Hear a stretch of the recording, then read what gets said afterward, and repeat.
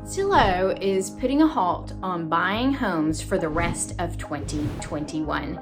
Let's talk about that. So Zillow has come out and said they're putting on the brakes, that they're not going to be buying any more houses for the rest of 2021. So let's look into this a little bit. Let's see what's their reasoning, what might else be going on other than their reasoning, and where's the consumer left in all of this? Well, Zillow's reasoning for putting on the brakes is that they are at capacity and that there is a labor and supply shortage. So they have these houses that they have to go in and fix up before they can put back onto the market, and they just don't have enough supplies or labor to get it done in a timely fashion. So they're pushing the pause button, and they're going to get caught up. Now, what's curious about this is happening in the last part of 2021. I mean, all industries, I believe, are having issues with supply and labor right now. So I don't know why this just all of a sudden caught up with Zillow, because we've been dealing with this for quite some time. We can also go and look at the past and how they've handled things in the past, and maybe this is a clue to where their minds might be right now. When the pandemic first struck, they stopped all buying processes. They weren't the only ones. Other iBuyers, such as Open Door, also just put a stop on buying homes because a couple of reasons. First, they didn't know where the housing market was going to go. Everybody kind of thought it was going to come to a grinding stop because of the pandemic.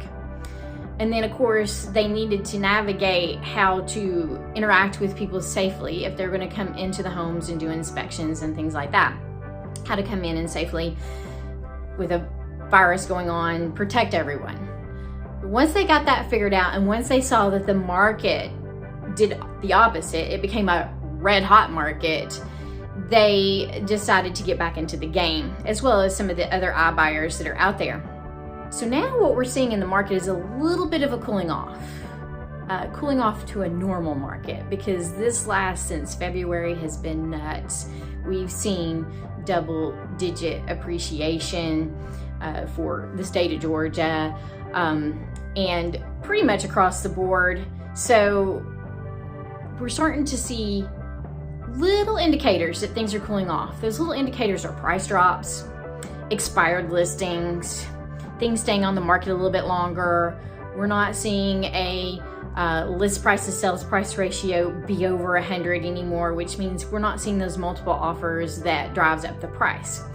So we by no means are going to a balanced market. I mean, it's going to be a strong seller's market, but one that's not so crazy, because this last year has been crazy. So they might be catching up with this supply problem, as well as evaluating of where the market's going to go into the future.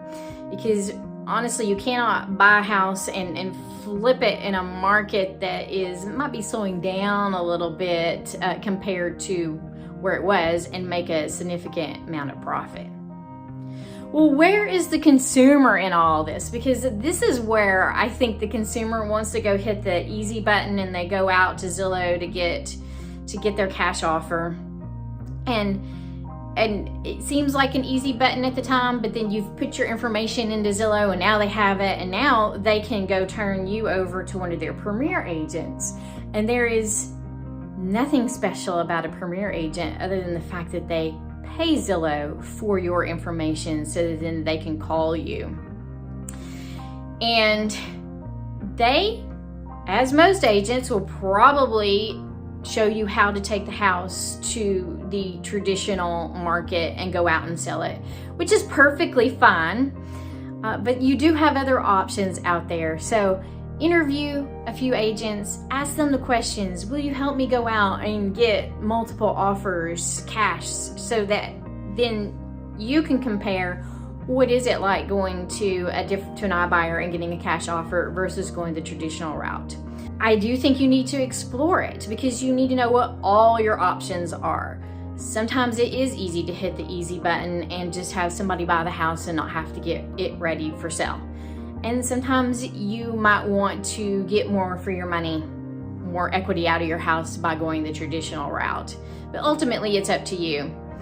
And so finding a good agent out there is key. So if you need a good agent who is familiar with navigating through open doors, or like I work for Keller Williams, so we have Keller offers, as well as letting you see what it would cost to go to the traditional route, then reach out to me. I'll be glad to make a connection with somebody who really understands this and can help you navigate through all the options that you have. So I hope you found this was helpful, and we'll keep our eyes locked in on Zillow. We'll see what they do in 2022. It'll be interesting. So see you guys later. Bye. Are you digging the kind of content I'm producing? Then be sure to watch this next video. And don't forget to subscribe to my channel. That way, you'll be in the know when I release my next video.